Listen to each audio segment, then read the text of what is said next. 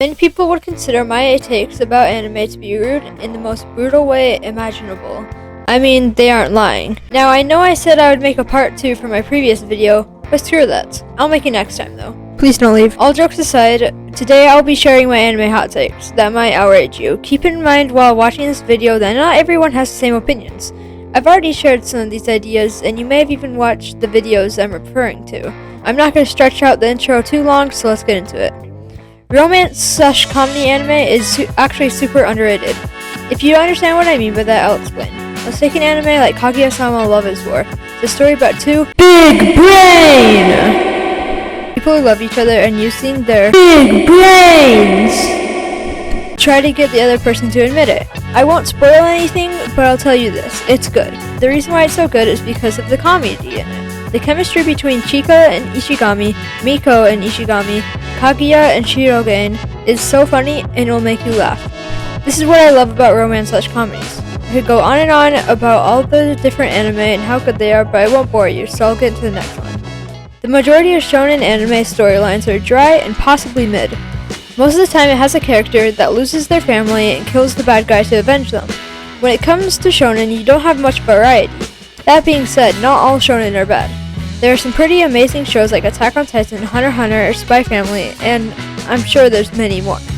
I know most of the anime I listed follow the trend with the cliche trope, but these ones executed it well. The shonen genre is just dry and overused. I don't need to go into too much detail because, well, if I continue, I'll basically just be repeating myself. Boruto doesn't deserve nearly as much of the hate as it has. Now, I haven't watched Boruto personally, but from the clips, videos, summaries, and rants I've seen on the internet, I don't think it's that bad. Don't get me wrong, it's still a piece of bullcrap, but it's a little underrated. The animation is bad, like really bad, but when it's good, it's really good. I'm not trying to come off as some Boruto fanboy or anything like that, but a civil enjoyer of anime will understand what I'm talking about.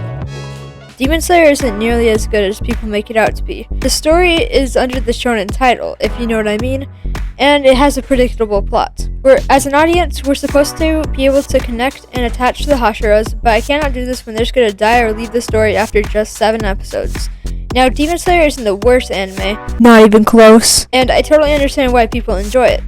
If you enjoy this anime, I totally respect it and will not get in the way. Keeping all this in mind, I hope you understand what I mean. The animation is still amazing, and it's not like I'm not going to watch Season 3. My biggest hot take is that Jujutsu Kaisen is mid. The plot is boring and I cannot seem to get excited when watching it. I know everyone is going to disagree with this opinion, but I don't care.